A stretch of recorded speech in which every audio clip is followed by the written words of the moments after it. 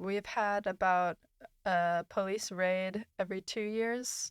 So they've been building up a case against us, essentially, our neighbors. So that would be one reason why the government wouldn't give us a concert license again. Welcome back to Unsigned Berlin. This episode, I sat down with Hannah Gonzalez, who's part of the team from Loophole. We talk about the recent closure, the events leading up to it, and the struggles that Loophole had before in the previous years, and where they're looking to go now, about the Solly Party, which is happening later this week, the fundraising, and what their plans are to hopefully return to a new space or the current space or previous space. Hope you enjoy, and as always, if you can leave a review, that helps the podcast a lot. Thank you very much, and hope you enjoy. It'd be nice if you can introduce yourself. What's your name? What do you do when you're not with Loophole? And what was your role at Loophole? Okay, cool. So I'm Hannah. I'm one of the oldest team members at Loophole, or the ones longest volunteering there. I started about 4 years ago. And when I'm not working or volunteering at Loophole, when I'm not volunteering at Loophole, I am a musician, kind of on the side. And I just got my freelance visa, so I'm looking for creative projects. Nice. Cool. What kind of creative projects? Kind of anything. I was doing some project management, event management, bookings. Now I'm working as a stagehand. Right. And what was your role in Loophole? In Loophole, it's a good question. So we operate as like a non-hierarchical collective for the art space, and we each have different roles, but they're flexible and always changing. Right. So I guess mine was a bit the finance management. For a time, we would share every role. Every role was shared. And I guess just organizational stuff. We kind of, we have these team meetings and we all decide everything together if you're part of the collective. So it's a lot of shared responsibility, which can lead to a bit of chaos. And How big was the group of people? Like 15 to 20 collective members, and it would fluctuate like as the years went through. But the team grew substantially after COVID, because before it was like a team of 5, and it was operating kind of more as like a normal, more like a normal bar with events. And then after it turned into this non-hierarchical structure that was pretty interesting to be a part of. Why did it change? I think it changed because the owner of the bar had like a more hands-off attitude towards the space, and he would spend more time away, and we kind of had to solve a lot of problems together. So it kind of evolved into that. And we also had everyone is a creative person on the team and artists, and we all have really chaotic schedules. So and we prioritize our projects and our art over work or volunteering. And so that caused us to need a bigger team to fill in when we didn't have anyone available. And so it was super interesting how organically it evolved. And then obviously you're here because it's just been shut down like a week ago, maybe a little bit more, I think. It's like I think it was, what day is today? Thursday? Yep. It was 2 weeks ago. Right. Yeah. So that involves lots and lots of moving parts with stuff that's happened like in the past, and then obviously stuff that was planned to happen in the future, with a bunch of gigs being cancelled and lots of artists left without a place to perform. Starting from sort of, I guess, the problems that every venue faces, which is complaining neighbors, which is always weird to me, as I'm not like involved with venues at all, but it's whenever you go and it's like, oh, the neighbors complain. It's like, why did you move in above a venue? Of course, in Neukölln, like in a really noisy area anyways. But what was the situation like while it was really stable before the shutdown happened? So I think we've always actually battled some instability. We've had about a police raid every 2 years, starting... That's pretty frequent. Yeah. Starting in in the middle of COVID was our first one during the first reopening when spaces like that were allowed to reopen. Yeah. And then we had one the next year and 2 years after. But can you repeat the question, actually? What was the situation like before the I final see. shutdown happened? Yeah. So I guess it was pretty unstable before, but this time it was different because the raids that happened previously were a lot of talk and little action from the police and Ordnungsamt. Right. They would come and have a huge and exaggerated display of power, and they would kind of freak out our guests and talk to our volunteers very thoroughly and shut down the night and kind of terrorize the space a bit. And then, but this last one happened and they actually removed our bar license, and we no longer have a concert license. So yeah, it's a pretty dire situation because for Jan, the owner of Loophole, he's locked into a 1.5 year rental license or rental contract. Yeah, he has a 1.5 year left of his rental contract. So, and now without a bar license or a concert license, there's like, it's a huge question how we can fund the space if the landlord doesn't agree to let us go. And at the same time, we're trying to battle to keep the space and see if it's even possible. So a bar license is basically for selling liquor and allowing people to drink it. Exactly, yeah. And what's a concert license? Concert license is a license to have events and concerts and bands playing and music, live music. Right. Is that mostly like a legal thing in terms of if there's sound complaints, then you can say, well, we're a licensed concert venue? I believe so. Yeah, I'm not quite positive on that topic, but yeah, it's a bit complicated legally at the moment. Right. So when the police raid happened a couple of weeks ago, was it at a live event when something was happening? Yeah. So this one was also the most extreme police raid. It was at a concert was taking place. They came at the beginning of the concert and shut the whole night down. They talked to the musicians. They took the money from the musicians, actually. Right. The musicians had a casa with some entrance fees. And so they took that money. They took money from the bar, and this is the first time that they've confiscated money from the place. They also interrogated the volunteers at the time and also the staff, or also the customers, I mean. And yeah, it was pretty intense. What was their reason for that?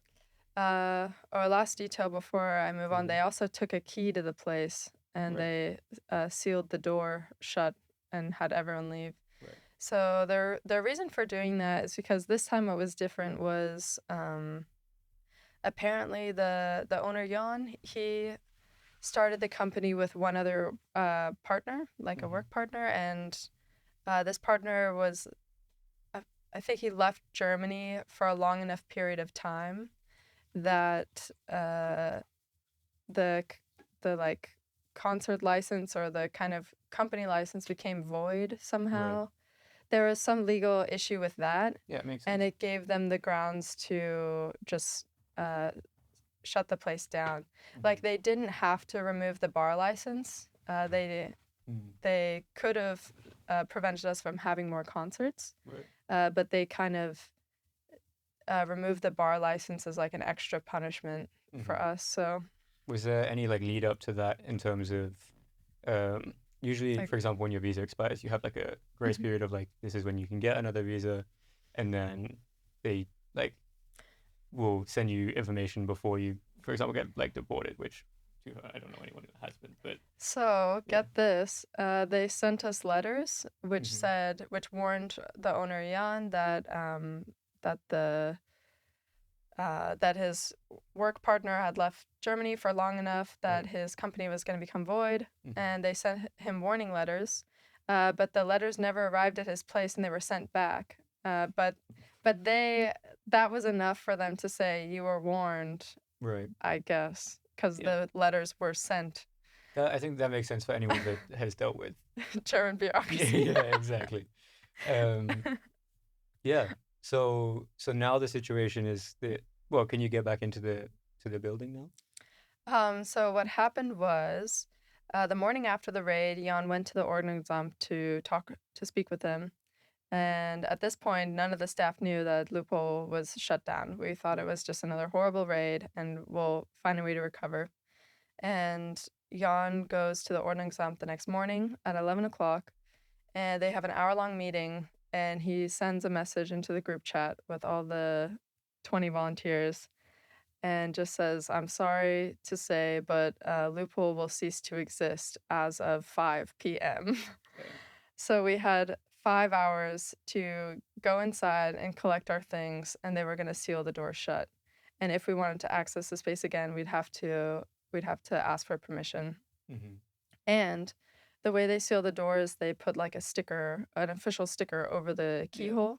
And if the sticker is at all damaged, then there's a huge fine that goes to Jan. Mm-hmm. So yeah, we had a very dramatic final 5 hours with the people that could make it. But yeah, some of the volunteer members are on like tour, or several were on tour with their bands, and they were just devastated to not get any kind of final goodbye. They're gonna come back, and their favorite spots just gone. Were you able to find space to put all of the stuff that you take out? We didn't manage. It was kind of silly and sad these final hours, because it was very tear-filled and full of laughter, and we left the place kind of a mess in our distraught emotional given state. 5 hours to clear out like anything, to clear out this tiny little studio would be like kind of short. Yeah, for sure. Someone left their phone inside. We left some food inside. It was kind of a disaster. Yeah. But we were really upset. But luckily we can ask to go back inside with their permission, but it has to be scheduled, and it's a limited time period with So that's sort of the immediate thing of like, okay, let's deal with the stuff that's actually in the building, but then there's all of the organization around it of the the money is, we could, I think, leave for later, but the concerts. What's the approach been with dealing with 75 plus concerts, as said on your website? Seriously, yeah. So Loophole, I think, has the most, I want to say the most local or small size concerts in Berlin. Like, we basically were having 5 concerts a week for 10 years or more. And so that's a lot of concerts. We have at least 3 months booked of concerts coming up that were just shut down immediately. And luckily, we have some venue friends. We have some connections within Berlin at like West Germany, Madame Claude. Who else is helping us out? Tennis is taking over a lot of our bookings because they just recently renovated the basement, and they can now have drums in tennis. So yeah, thank God for them, because they've been super helpful with taking over some bookings for us for the bands that want to continue their show somewhere else. Because it's a real shame for local acts and touring acts to be counting on a certain gig, and for it to just be removed so suddenly. It's difficult to accommodate.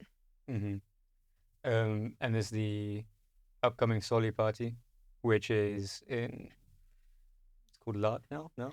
Yeah. And the one next door, which I forget the name, Fitzroy. Yeah. What's the idea behind that? Yeah, so basically, some of the members on the Loophole team have worked at Madame Claude or for Madame Claude, which is one of 3 clubs owned by the same group.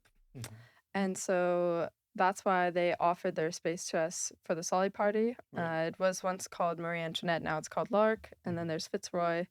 So basically, they're friends of Loophole, and it was super nice for them to offer their space to us for the Soli party, because it's nice to, we'll have 2 stages. We'll have a lot of Loophole regular acts and some new ones and some friends of Loophole that are going to play and DJ and stuff.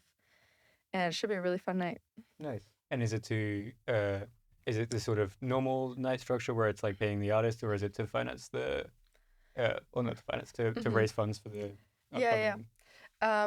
Luckily, all the artists and acts decided to donate what they would have made to Loophole. So basically, the venue is on board and the artists are on board to give as much of the revenue from the night directly to Loophole, so that we can afford the rent and legal fees for the next, 3 months, maybe longer, until we can figure out how to either leave the contract or save the space.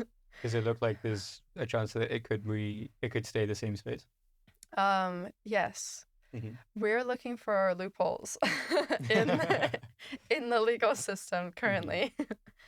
And I mean, it seems like it should be, from a completely outside perspective, it seems like it should be possible to just renew the concert license and then presumably also the bar license, because it seems like that was attached. Yeah. Is there a reason that might not be possible?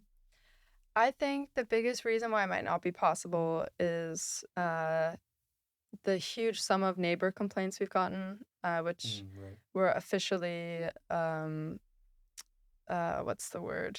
They made a bunch of Anzeiges against us, which is like a official form that you fill out, which is like, this happened, it was this noisy on this night. So they've been building up a case against us, essentially, our neighbors. So that would be one reason why Berlin, the government wouldn't give us a concert license again.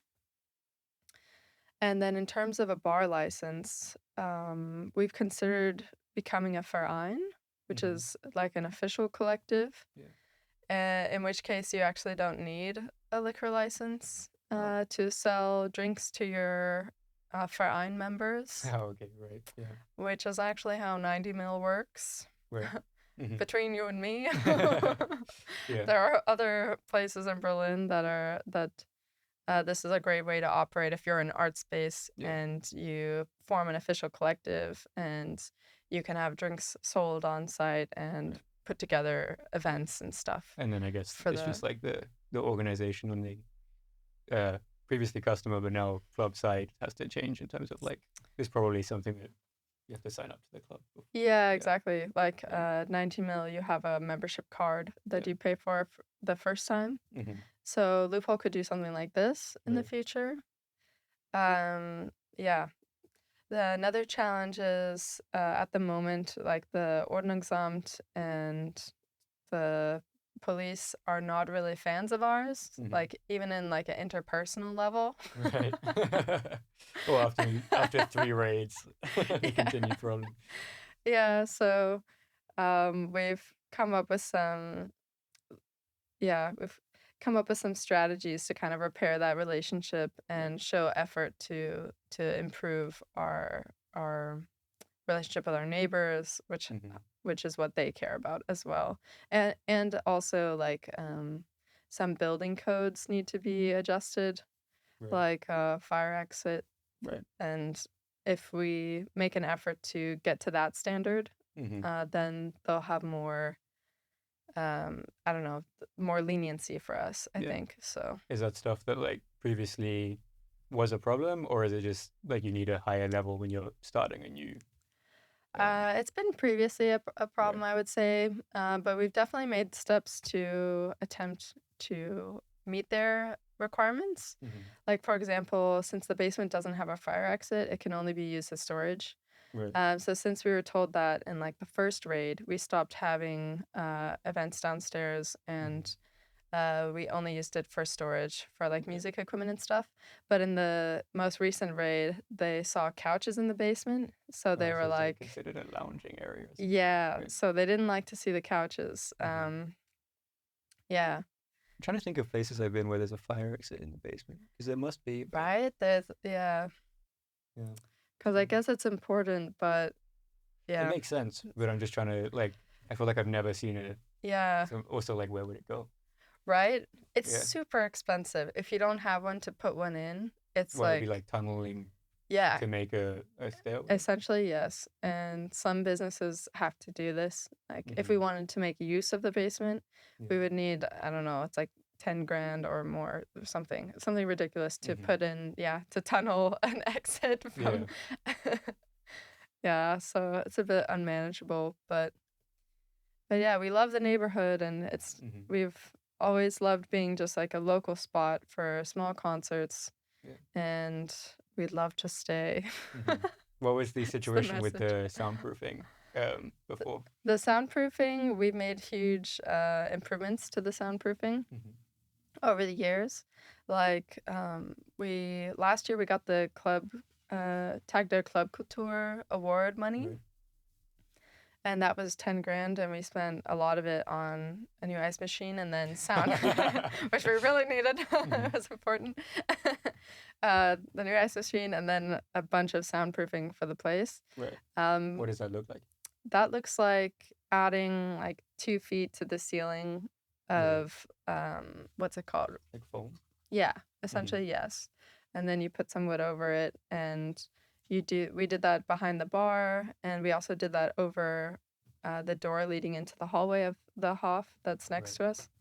So kind of anywhere that sound can leak through the building into our neighbor's space.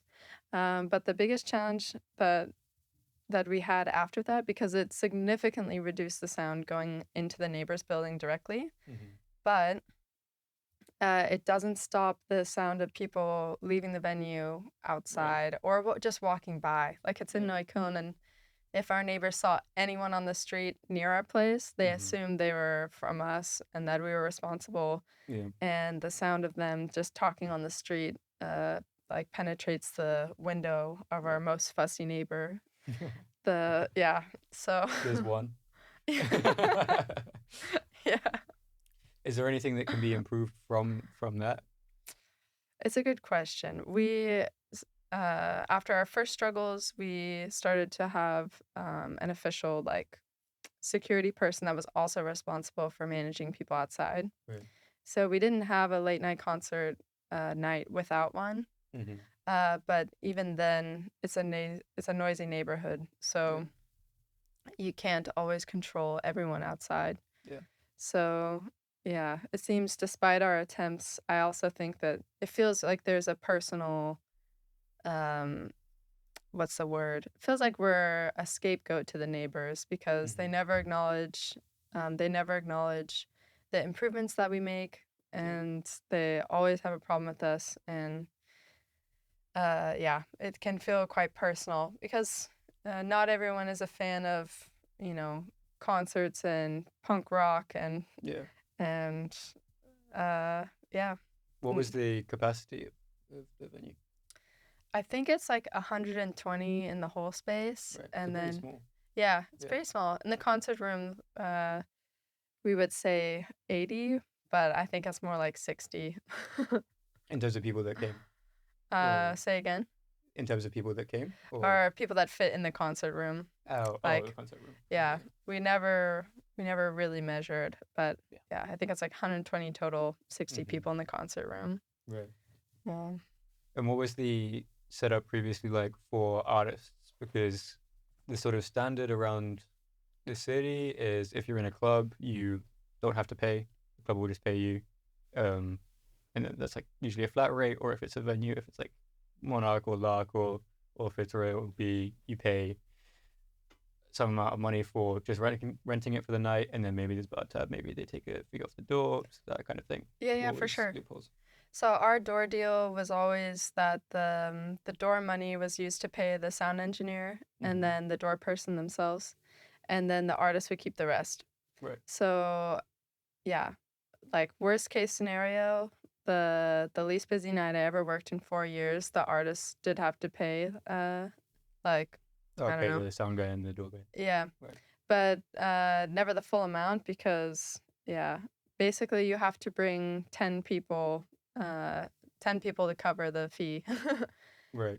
Pretty much. Okay, so it's like if less than 10 come, you'd have to pay whatever. Exactly. Yeah. If you're charging like 10 at the door. I guess it's more like 15. So, yeah, but most nights, even if the door money or the door deal wasn't reached, then the bar would actually cover some if there was any reason why, I don't know. We try to go as soft on the artist as possible, but some months are harder than others. Yeah. And yeah. But on a really good night, like I don't know, if 80 people come, that's 800 euros for the bands to split, and then minus 150. So yeah, I think it was one of the better door deals in town. Yeah, definitely. Yeah, I understand when artists are disappointed that there's any money taken, but basically when customers come and they spend 10 euros at the door, they're less inclined to spend on drinks. Like the more money the artists are making, the less money that the customer has to spend on drinks. So it's always kind of a fine balance. But is there a reason that the Loophole could not just say, artist, it's 150 euros, you have to pay that, and then you can get the rest of the door or whatever, and you could do it, and kind of like people would come, they'll pay. You mean like having the artist pay in advance? Yeah, which is what most venues do, is like similar thing of like paying bar staff or the security or whatever, but artists have to pay it ahead of time, and then when they book. This is something we never thought of. I think it's great for artists that they can not have to do that. But do you know if there's a reason that Loophole could do that and other venues not? I think Loophole really likes to be cash based. So I think the transferring element of a deposit might be kind of against our culture, I guess. Right. Yeah. Interesting. And now, so there's a year and a half left on the lease, which is like a 4,000 euro a month lease, which is and I mean, I'm just not making a lot of money, so it might be that, but it seems like a crazy number. It's a lot, And then there's also people who were relying on work, like for example, the sound person that would have had 3 months of work, kind of, or if it changes around. But obviously, there's the fundraising you did. I can't remember the name of the website. Yeah, crowdfunding. What is the name of the website? Doesn't matter too much, but we had some crowdfunding, and that reached the goal and more. The goal was 8,000, and it came. I don't know, when I checked it a few days ago, it was 10,000. Yeah. But it's a really, really small chunk of. It's less than half of a month's of rent. What does that fundraising money go to? Where's it being allocated? Yeah, good question. So we would love to use it to move our space if necessary, or reinvest in the space to meet the requirements that are needed to get up to code. But depending on how quickly we can get back on our feet, I really hope it's not just going to go towards legal fees and rent, but there's a chance that which is still so we're so grateful, because otherwise I don't know what we would do if we didn't have this crowdfunding. It was I think our first goal was like even 3,000, and we were just blown away by the support that everyone gave, and it felt so amazing to just be like, we're gonna be okay. And justifies what you're working hard for as well. Of like, oh, people do actually care about this. It felt really good, and I think it's a huge relief for Jan at this point, where he at one overnight everything changed, and he was like, oh my God, I could have to owe 80,000 in rent the next year and a half and have no way to use the space to not only fund itself. Having to pay for stuff, but also losing stuff he's probably living off of. But I also think, I don't think Jan hardly ever lived off of income from the space, actually. I think there were some months where we made some surplus, but it hardly hardly balanced out the summer months, which are a bit tougher on every bar and concert venue. Yeah, the summer months, because it's harder to drag people inside to your dark dungeon to go into a sweatbox and listen to punk music.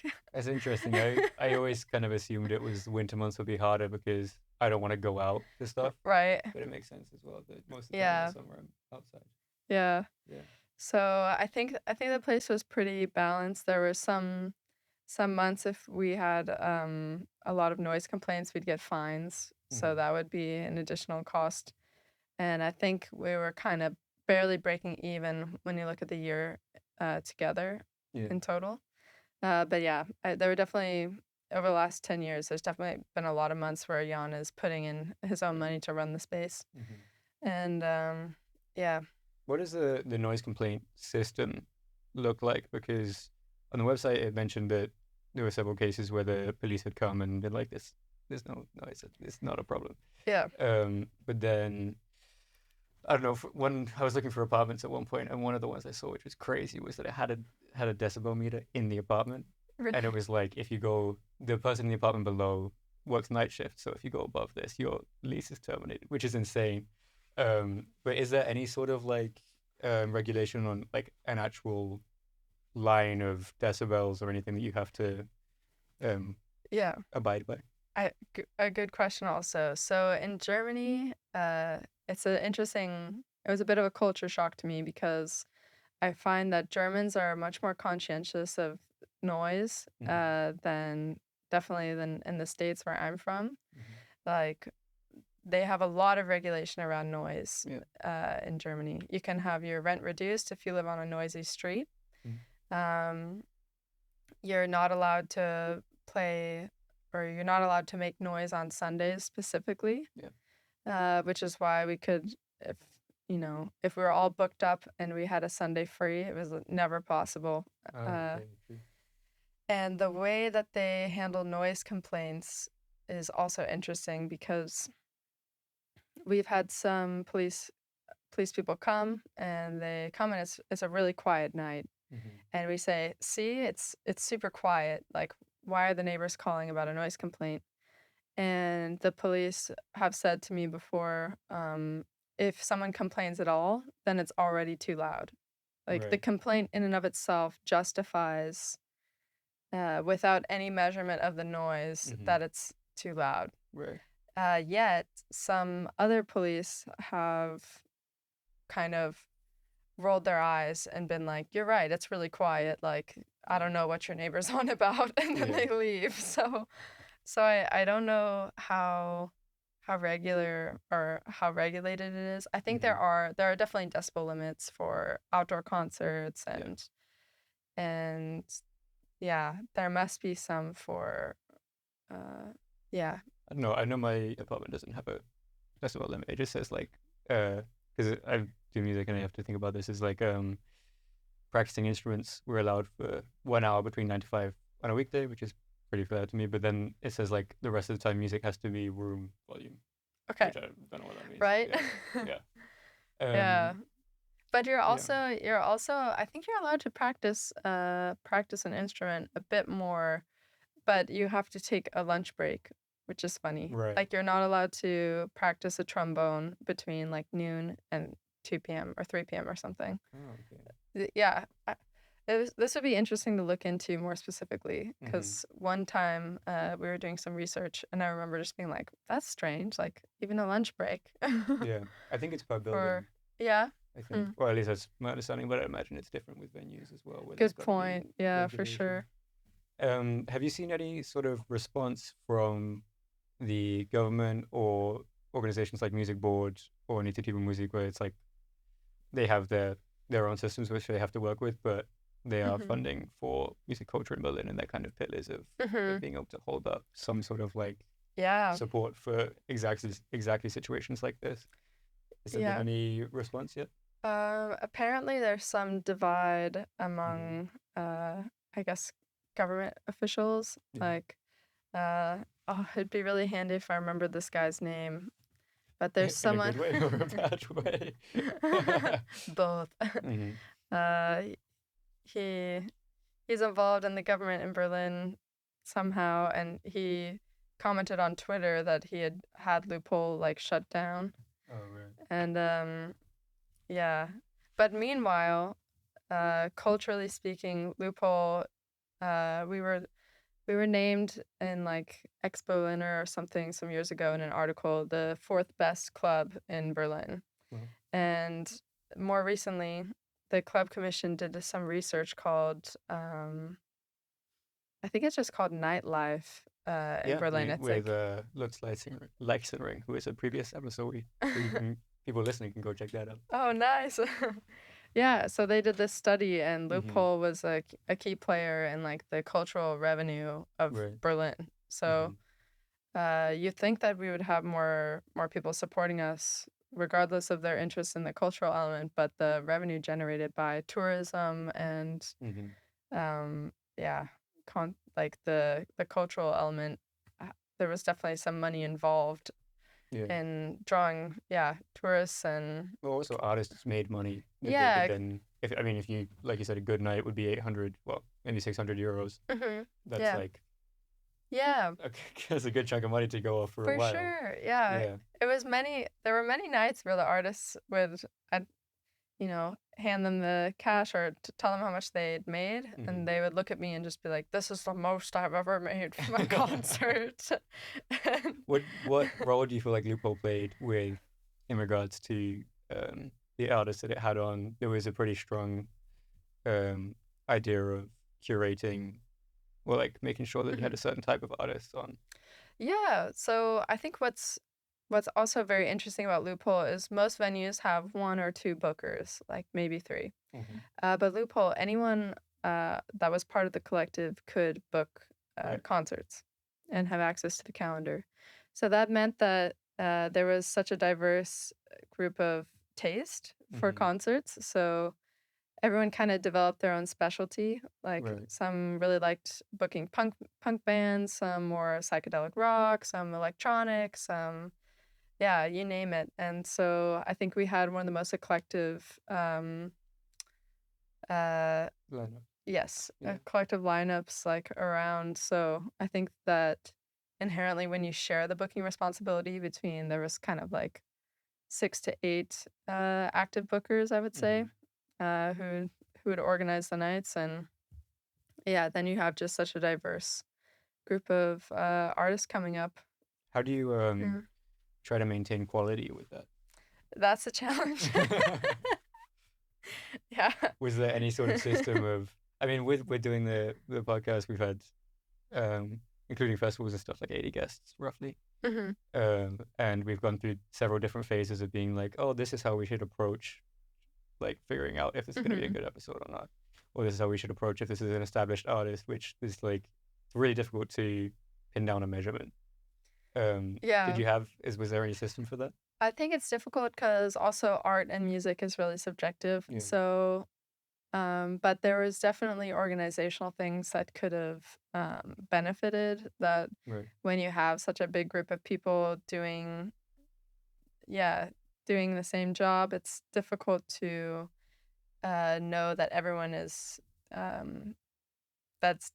everyone has their own way. It's difficult to keep it organized and to know that everyone's getting the information that they need. And that was a huge challenge. How did that work? We would share some Google Docs with instructions, and we share a calendar. And our system was everyone had access to the calendar, right? And they would write the name of the event, and it would be a certain color if it was penciled in. It'd be a certain color if it was confirmed. But in order to confirm, you had to post an event like online and make it official, and then you'd add the link into the calendar. But still, there's a lot of missing information all the time, and different person helping with the social media, so they often couldn't get the information that they needed to promote. So sometimes it can be a great act, but if they don't have the capacity to promote themselves, and then we have organizational issues and don't promote fully, then there'd be some tough nights. But is there anything you feel like the team wants to change if going into the new space or returning to the same space, but like when Loophole comes alive again? Is there a different approach that Yeah. it's going to be taking? I think right now we're still processing so much that we Mhm. really need to meet and talk about what we want for the future. Yeah. Because I think having our space closed really brought on a lot of chaos on an Mhm. already Already chaotic. already chaotic space Mhm. and group.